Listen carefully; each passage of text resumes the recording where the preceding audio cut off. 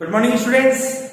आज हमारे पास class 12 lesson number 11 किरण प्रकाश exam की दृष्टि से, कंपटीशन एग्जाम की दृष्टि से काफी इंपॉर्टेंट चैप्टर आपके पास ये रहता है और काफी इंटरेस्टिंग सब्जेक्ट भी आपके पास है टॉपिक का। देखिए, आज मैं अपनी वीडियो नंबर 1 किरण प्रकाश की क्लास 12 पार्ट 1 आपके सामने प्रस्तुत करता हूं। स्टूडेंट्स, इस लेसन में सबसे पहले आगे बढ़ने से पहले हमारे पास सबसे इंपॉर्टेंट टॉपिक है प्रकाश। प्रकाश क्या है, प्रकाश किसे कहते हैं? तो स्टूडेंट, प्रकाश के बारे में हम ये कहते हैं कि प्रकाश एक ऐसा माध्यम है जिसकी उपस्थिति में वस्तु को देखा जाता है।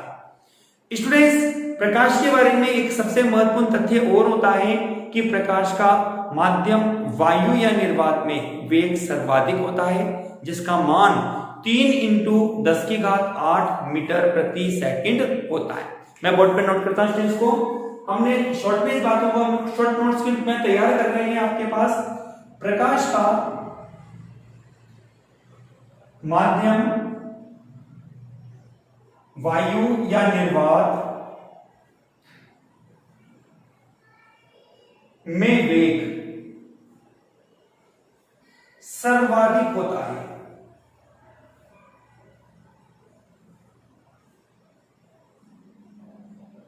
जिसका मान 3 × 10⁸ मीटर प्रति सेकंड होता है।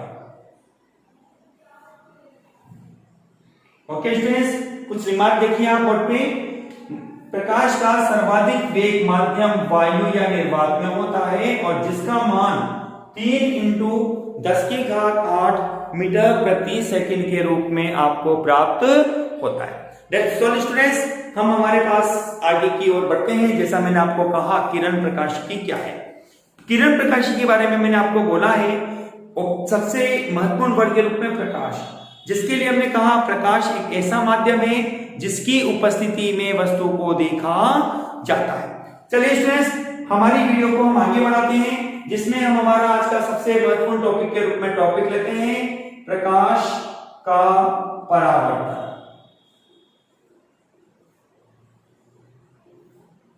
देखिए स्टूडेंट, ध्यान से सुनिएगा। वैसे आई होप आप परावर्तन अपवर्तन से संबंधित कुछ बेसिक जानकारी अपनी प्रारंभिक कक्षा 10th में आप कुछ प्राप्त कर चुके हैं। मैं यहाँ पे प्रकाश के परावर्तन के बारे में कुछ और आपको बताऊंगा। ये परावर्तन क्या है, परावर्तन कितने प्रकार का होता है, इनमें क्या शर्तें होती है और कुछ महत्वपूर्ण टिप्स जो आपके लिए काफी बेहद उपयोगी होंगे। देखिए, सबसे पहले प्रकाश के परावर्तन के बारे में हम इसके चित्रों पे आते हैं स्टूडेंट्स। मैंने ये कहा कि मेरे पास यह एक सतह है। देखिए स्टूडेंट्स, सतह की विशेषता के रूप में हम कहें तो यहां पर एक ऐसी सतह का उपयोग किया जाना चाहिए जो अपारदर्शी होती है, जिसकी हमने कहा यहां पर एक कोई सतह हमारे पास है जिसकी एक सतह पर हमने कलई या पॉलिश की है और इसकी विपरीत सतह पर यह परावर्तक तल का कार्य करती है। ये परावर्तक तल बनता है स्टूडेंट्स हमारे पास। ये हमारे पास एक कलई या पॉलिश। आप जानकारी में जानते हो, आपने पढ़ा भी होगा कि जो हम दर्पण यूज में लेते हैं घरों में, उसकी ऊपरी सतह वो तो परावर्तक तल का काम कर रही है और नीचे जो कलई या कलर पुता हुआ होता है उसको हम कलई या पॉलिश के रूप में पढ़ते हैं। तो स्टूडेंट्स, मैंने यहां पर क्या किया, मैंने यहां पर कुछ प्रकाश किरणों को आपतित किया। ये प्रकाश किरण आपतित है, हमने इसको नाम दिया आपतित किरण। ये किरणें आपतित किरण के नाम से जानी जाती है। तो जैसे ही ये किरणें सतह पर टकराती हैं, सतह से इन किरणों का परावर्तन हो जाता है इस प्रकार से। अब परावर्तन की परिभाषा के रूप में हम इन किरणों की परिभाषा बनाते हैं, इसको हम कहेंगे परावर्तित किरण। परावर्तित किरण के नाम से हम इन्हें जानते हैं। तो सुनिएगा स्टूडेंट्स, परावर्तन है क्या? परावर्तन किसे कहते हैं? हम ये कहते हैं कि जब प्रकाश किरण किसी अपारदर्शी माध्यम की सतह पर आपतित होती है तो प्रकाश किरण का सतह से टकराकर पुनः उसी माध्यम में प्रवेश कर जाने की घटना को प्रकाश का परावर्तन कहा जाता है। मैं स्टूडेंट्स इसको अपने नोट्स के रूप में आपको प्रस्तुत करता हूं। हमने कहा जब प्रकाश किरण अपारदर्शी माध्यम की सतह पर आपतित होती है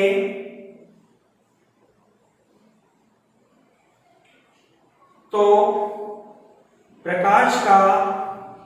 आपतित प्रकाश का, तो आपतित प्रकाश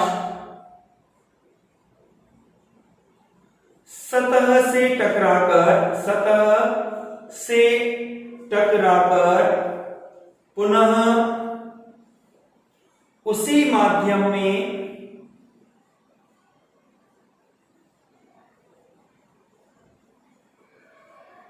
प्रवेश कर जाता है। इस घटना को प्रकाश का परावर्तन कहते हैं।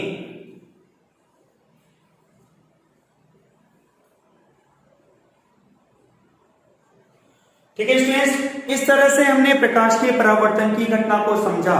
जैसे मैं कुछ एग्जांपल्स आपको बताता हूं कि जैसे उदाहरण के तौर पे मैंने एक टॉर्च ली है आपको, और टॉर्च को मैंने किसी कांच या समतल सतह पर मैंने आपतित किया और समतल सतह से टकराकर प्रकाश पुनः उसी माध्यम में आ रहा है, पीछे की ओर लौट के नहीं जा रहा, तो हम ऐसे माध्यम में कहते हैं यह घटना प्रकाश के परावर्तन को प्रदर्शित करती है।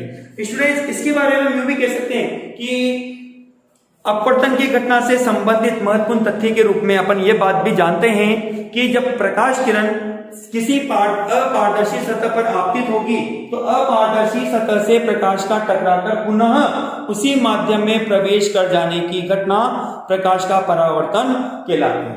स्टूडेंट्स, मैंने अपना एक टॉपिक यहाँ पर आपको लिया है, लेकिन इससे संबंधित एक महत्वपूर्ण टॉपिक के रूप में और अपने पास है परावर्तन के प्रकार।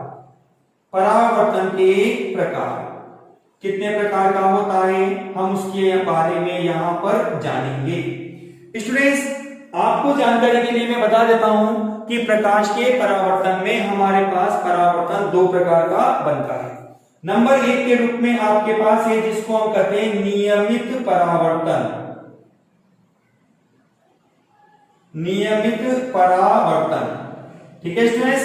नंबर 2 के रूप में मैं इसका नामांकन हटा के ऊपर लिख देता हूं इसको।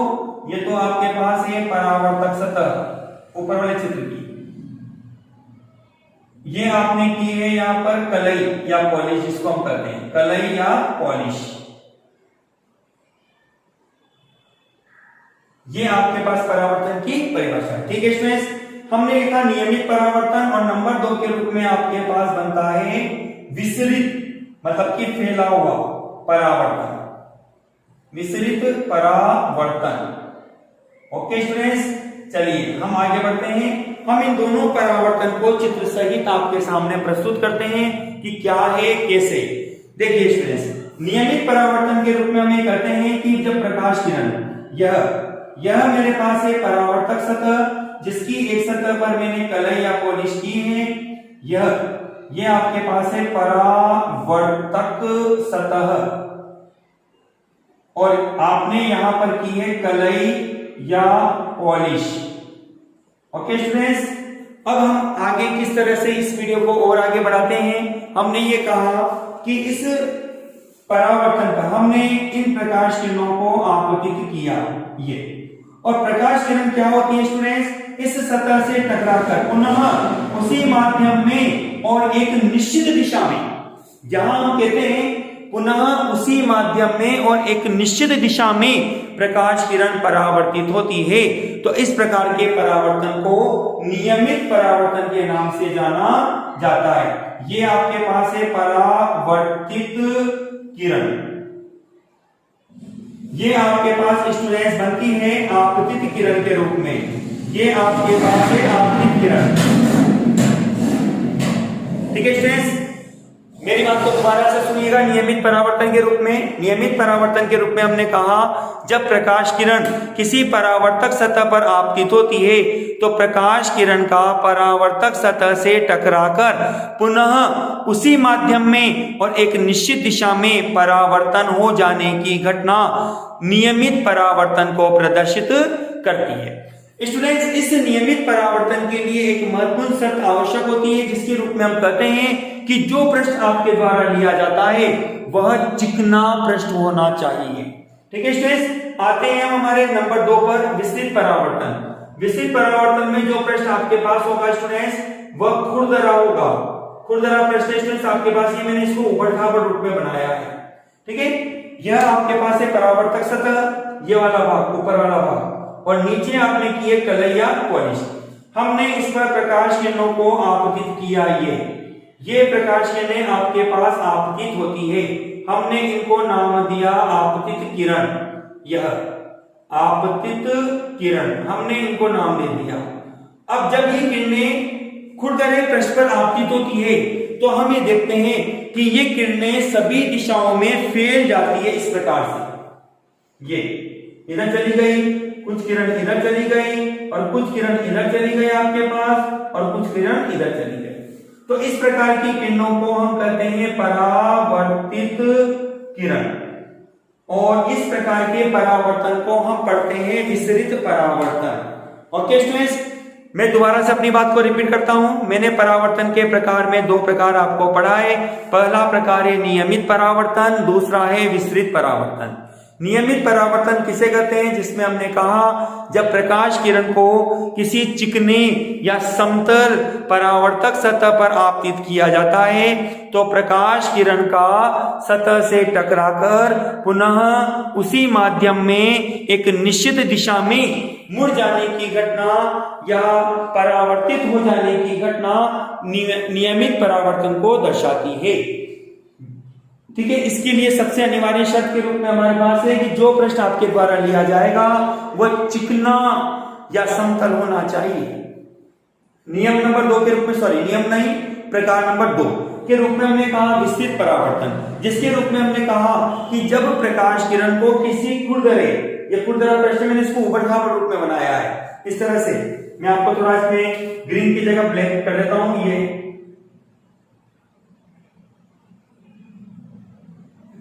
ये खुरदरा पृष्ठ आपके पास है।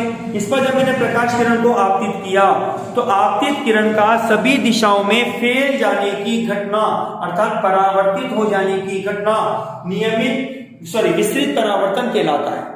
विस्तृत परावर्तन के लिए जो आवश्यक शर्त है जिसमें पृष्ठ खुरदरा होना चाहिए, इसका एक बहुत प्यारा एग्जाम्पल आपके पास है कि सूर्य से जो प्रकाश हमारी धरती पर गिरता है उसका परावर्तन एक विस्तृत परावर्तन का उदाहरण है।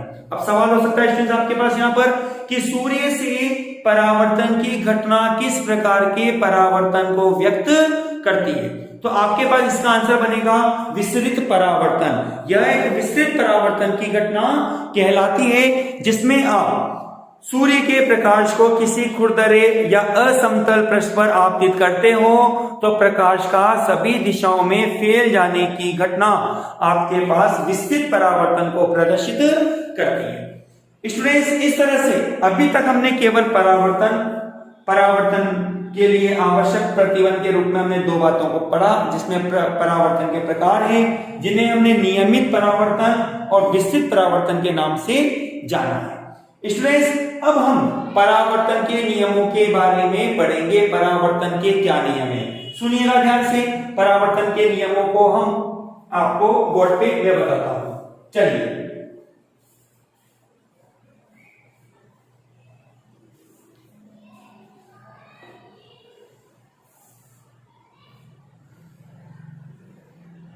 मेरा टॉपिक स्टूडेंट्स अब है परावर्तन के नियम। परावर्तन के क्या नियम है उनके बारे में हम पढ़ेंगे। परावर्तन के नियम, ये मेरा अब टॉपिक बनने जा रहा है। जैसा कि हम पढ़ते हुए आए हैं कि प्रकाशिकी में परावर्तन के 2 नियम हमें प्राप्त रहते हैं, जिसमें हम करते हैं नंबर 1 नियम के रूप में आपतित किरण,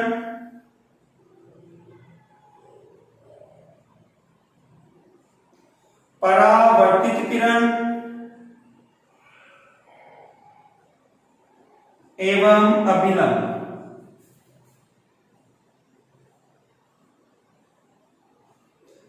तीनों एक ही तल में स्थित होते हैं। तीनों एक ही तल में स्थित होते हैं। देखिए मैं आपको इसको बोर्ड पे परिभाषित भी करता हूं, सुनिएगा ध्यान से। यह मैंने परावर्तन के लिए एक पृष्ठ बनाया है, जिसमें हमारे पास ऊपर वाला जो पृष्ठ है ये तो आपके पास कहलाता है परावर्तक तल, और नीचे वाला भाग जो आपने कलैया पॉलिश करके बनाया है, हमने इसको नाम दिया है कलैया पॉलिश। ठीक है स्टूडेंट्स, मतलब कलैया पॉलिश करके हम इस पृष्ठ को क्या करते हैं, एक अपारदर्शी बना देते हैं। हमने अब क्या किया, हमने एक प्रकाश किरण को इस पर आपतित किया। ये स्टूडेंट्स हमारे पास बनती है आपतित किरण। ये हमारे पास है आपतित किरण के रूप में। देखिए स्टूडेंट्स, जब ये प्रकाश किरण परावर्तक सतह पर जिस बिंदु पर आपतित होती है, उस बिंदु पर मैंने यहाँ एक अभिलंब बनाया। ये अभिलंब क्या होता है आप जानते होंगे। अभिलंब दिए गए पृष्ठ पर ठीक ऊर्ध्वाधर बनाई गई रेखा अभिलंब को व्यक्त करती है। तो मैंने यहाँ अभिलंब बना दिया, तो और यहां से मेरे पास परावर्तन की घटना होती है, और ये मेरे पास परावर्तित किरण के रूप में मुझे प्राप्त होती है। ये आपके द्वारा अभिलंब है, जिसको मैंने नाम दे दिया अभिलंब। ठीक है स्टूडेंट्स, अब जैसा कि कुछ नियम है ध्यान रखिएगा। हमने पहले नियम के रूप में कहा है आपतित किरण, परावर्तित किरण और अभिलंब। तीन कौन कौन हो गए, परावर्तित किरण हो गई, परावर्तित किरण हो गई, ये हमारे पास हो गई आपतित किरण, और ये अभिलंब। ये तीनों इस बिंदु पर आपको दिखाई देते हैं। ठीक है, इस बिंदु को हम कहते हैं, यहां पर हम कहते हैं कि ये तीनों बिंदुओं का, तीनों घटनाओं का संगम बिंदु, मिलान बिंदु इस बिंदु O को प्रदर्शित करता है। यदि आपके पास ये बिंदु O नहीं होता तो आप यहाँ पर परावर्तन की घटना को प्रदर्शित नहीं कर सकते थे। इसलिए हमने कहा है कि यहाँ जो तीनों हैं, तीनों कौन, आपतित किरण, परावर्तित किरण और अभिलंब, तीनों एक ही तल में अर्थात एक ही बिंदु पर स्थित होंगे। ठीक है स्टूडेंट्स, इस तरह से हमने परावर्तन के पहले नियम के बारे में पढ़ा। अब हम परावर्तन के दूसरे नियम के बारे में पढ़ेंगे। ये हमारे पास है दूसरा नियम। दूसरा नियम क्या कहता है, सुनिएगा ध्यान से। पहले इसके बारे में आगे बढ़ने से पहले हम इस बात को देखते हैं कि आपतित किरण अभिलंब के साथ जो कोण बनाती है उसको आपतन कोण आई के नाम से जाना जाता है। ठीक है स्टूडेंट्स, आई का मतलब होता है इंसिडेंट एंगल, इसको इंग्लिश में बोलते हैं इंसिडेंट, जिसको हम हिंदी में बोलते हैं आपतन कोण, और परावर्तन को हम कहते हैं रिफ्लेक्शन के रूप में। तो ये कोण आपके पास बनता है आर के रूप में। तो दूसरा नियम आपको कहता है आपतन कोण जिसको आप लिखेंगे आई से, कोण आई, व परावर्तन कोण जिसको आप लिखेंगे कोण आर से, कोण आर परस्पर बराबर होते हैं, परस्पर बराबर होते हैं। हमने यह परावर्तन का दूसरा नियम लिखा, जिसके आधार पर आप कहेंगे एंगल आई बराबर होगा एंगल आर। ये आपके पास परावर्तन का दूसरा नियम है। ठीक है स्टूडेंट्स, इस तरह से हमने परावर्तन की घटना, परावर्तन क्या है, कितने प्रकार का होता है, परावर्तन के नियमों के बारे में पढ़ा, जिसमें नियम नंबर 1 के रूप में हमने कहा आपतित किरण, परावर्तित किरण एवं अभिलंब तीनों एक ही तल में स्थित होते हैं। नियम नंबर 2 के रूप में हमने कहा कि आपतन कोण I का मान परावर्तन कोण R के परस्पर बराबर होता है, अर्थात कोण I बराबर होगा कोण R। स्टूडेंट्स, मैं यहाँ आपके सामने एक क्वेश्चन देता हूं, छोटा सा क्वेश्चन से ये मेरा, मैंने क्वेश्चन के रूप में कहा यदि आपतन कोण का मान, आपतन कोण 50 डिग्री हो तो परावर्तन कोण का मान क्या होगा? परावर्तन कोण का मान क्या होगा? आपको इसका आंसर बताना है। तो बहुत इजी सवाल है स्टूडेंट्स, ये हम परावर्तन के नियम के आधार पर इसका आंसर बता सकते हैं। हम जानते हैं यहां आपको दे रखा है I बराबर 50 डिग्री। अब चूंकि आपको अच्छी तरह पता है कि कोण I बराबर होता है कोण R, इसलिए आपको मिलेगा कोण R बराबर कितना? 50 डिग्री। ये आपका आंसर होगा। ओके स्टूडेंट्स, ये हमारा आंसर बनता है कोण R बराबर बनता है 50 डिग्री के रूप में। स्टूडेंट्स, इस तरह से मैंने आज आपको परावर्तन के बारे में बताया।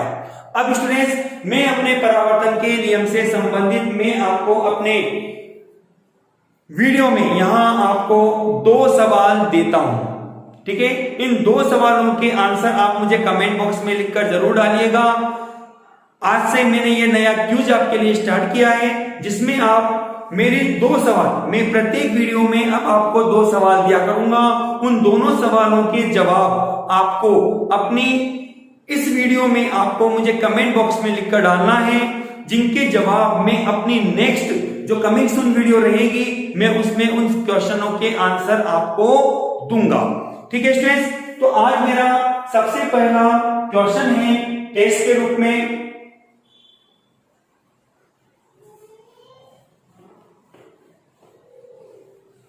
टेस्ट के रूप में मेरा सबसे पहला क्वेश्चन स्टूडेंट्स आज यह है, क्वेश्चन नंबर 1। प्रकाश का सर्वाधिक वेग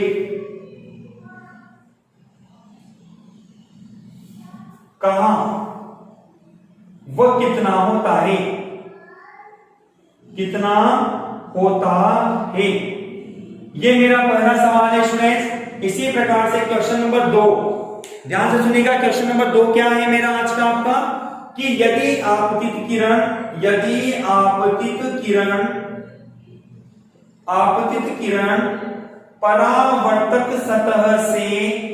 परावर्तक सतह से 30 डिग्री का कोण बनाती है, 30 डिग्री का कोण बनाती है,